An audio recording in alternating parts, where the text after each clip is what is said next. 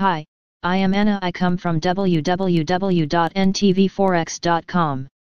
Australia GDP predicted to contract 4.5% in 2020. A UOB http ntvforex.com news ID B9FCA 2 minutes ago by Pablo Piavano Lee Su-an, economist at UOB Group, assessed the latest GDP figures in Australia.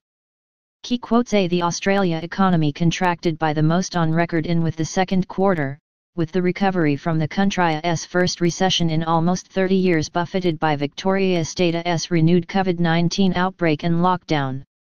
GDP plunged 7.0% QQ from the first 3 months of the year, the largest fall in quarterly GDP since records began in 1959. In the details, private demand detracted 7.9 ppts from GDP, driven by a 12.1% QQ fall in household final consumption expenditure.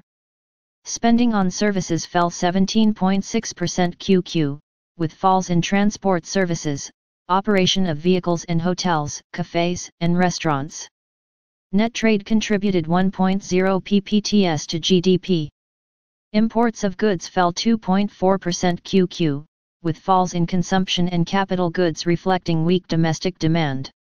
Imports of services fell 50.5% QQ and exports of services fell 18.4% QQ, due to restrictions on travel and tourism. Australia's record run of avoiding a recession during the 1997 Asian financial crisis, the dot-com bubble and the 2008-2009 global financial crisis, has come to an end, as it now joins much of the world in succumbing to a pandemic-induced downturn. The Australian government has stepped up to support the economy, including its signature JobKeeper wage subsidy program designed to keep workers attached to firms as it tries to maintain employment connections until activity can resume. With the exception of Victoria, restrictions have been partially eased in the country. This should enable the economic recovery to begin. That said, the pace of recovery will be a very slow one. The deterioration in the labor market is likely to weigh on consumption going forward, and how quickly confidence recovers will be important.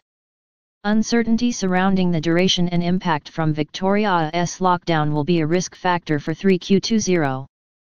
Beyond that, fiscal and monetary policy support will remain crucial factors in determining the strength of the recovery, though we do not see GDP reaching pre-virus levels until early 2023.